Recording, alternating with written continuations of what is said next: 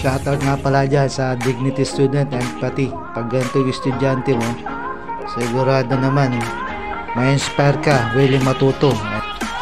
Shoutout ha, Dignity Empathy. With it, so we have to start again to draw rectangle. Unit natin millimeter ha. Okay.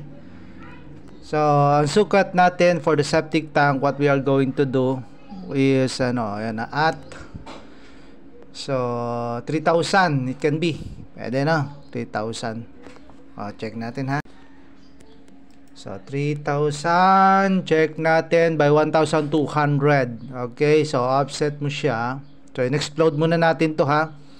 And then divide natin into 3. Yung 3,000, that is 1,000 per section. Then we have to join it again.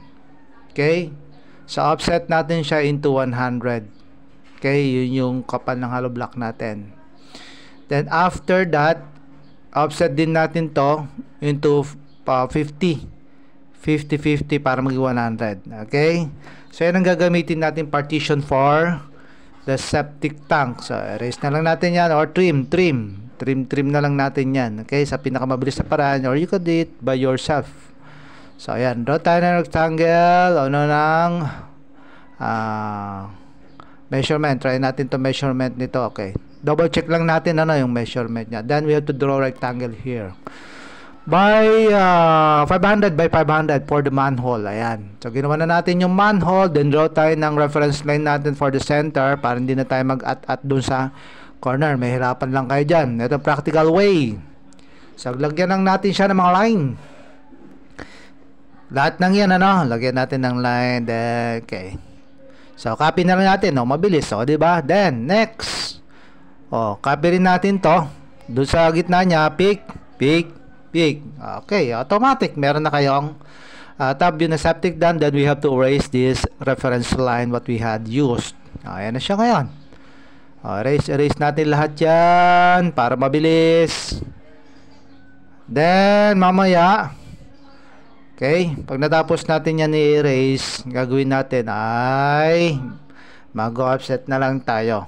Anong gagawin natin dyan? I-offset lang natin to. Offset natin ng by 10 mm. Pwede na to, o kaya 5 mm. Okay, yung pagitan lang yan noong slab at the same time ng manhole mismo. So mamaya papakita natin yan dun sa 3D view nya.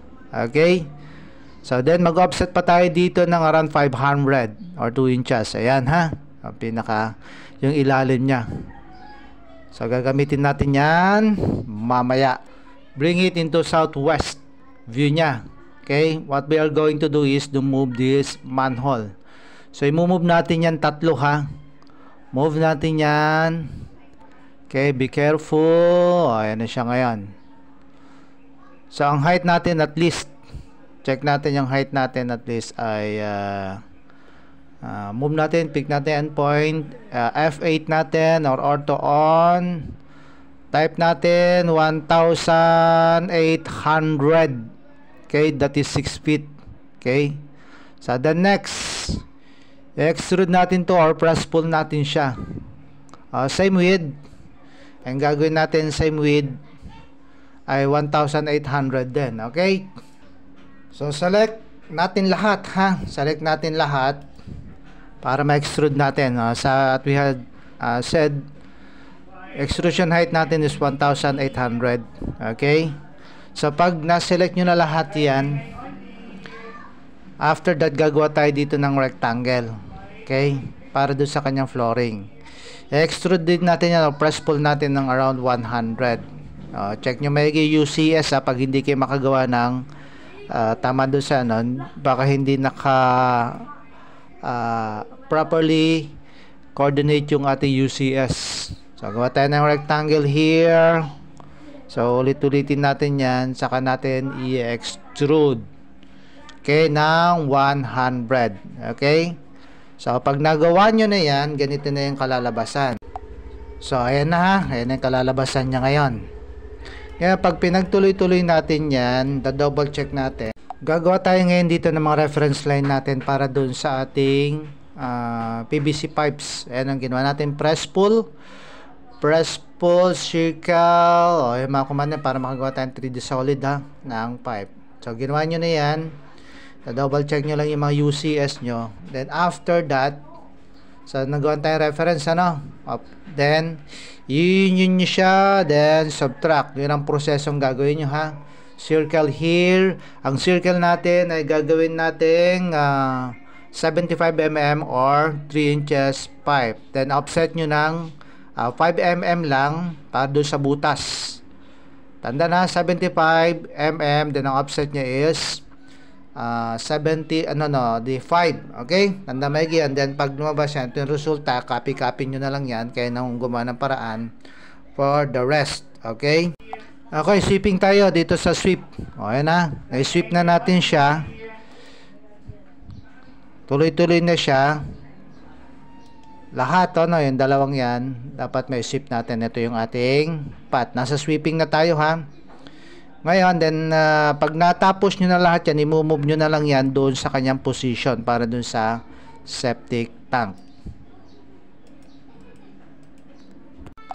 So ayan ha, move na lang natin siya na move lahat ng position. Make sure na nakasenter doon sa ano nya ha, doon sa position. Kaya na maglalagay ng distansya pa, make sure nyo lang na nandun sa pinakagitna para pag nag-sectional view tayo, makikita natin siya lahat. So move na lang natin ng move.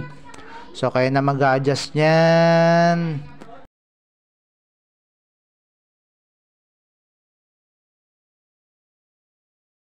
Then pag natapos nyo yan, papakita nyo yung sectional view. Okay, move lang ng move. Titignan natin sectional view. Ayan. O pwedeng i-move muna natin pala. Move natin pababa ng 100, then ito 150. Saka natin may pe-press pull doon sa bandang huli. Yung tatlo yan, kaya pag tinignan yung sectional view, nakaangat. Ayun o. Kaya kailangan i-move nyo muna siya ng 100, saka kayo mag-pe-press pull. Double check nyo lagi ha. Titingnan natin ngayon yung pagkakahati. Ni-slice ko na yan guys ha. Alam niyo naman na pag-splice. Ayan, pag naka-conceptual siya, ayan siya. Slice na yan, gitna yan. Kaya na mag-i-slice. Then ipapakita nyo yung loob ng kanyang septic tank. Na kapag nilagyan nyo siya ng materials na in-apply nyo, just to make it realistic. Realistic siya. Starting here is just like this. So, ayan, papakita nyo yung make sure nyo ha, nabutas yung PVC ninyo. Yung sectional view with the realistic may material siya. Ito yung manhole, yan tatlong yan ha, manhole, yan. Titignan nyo. Diyan dadaan yung tao. Then ito yung kanyang clean out, So ito yung ginamit nating reference, Then we have to move natin siya rito. Then kaya kung titignan nyo siya, ang presentation niya, the sectional view, makikita yung lobe 3 chamber niya. Okay?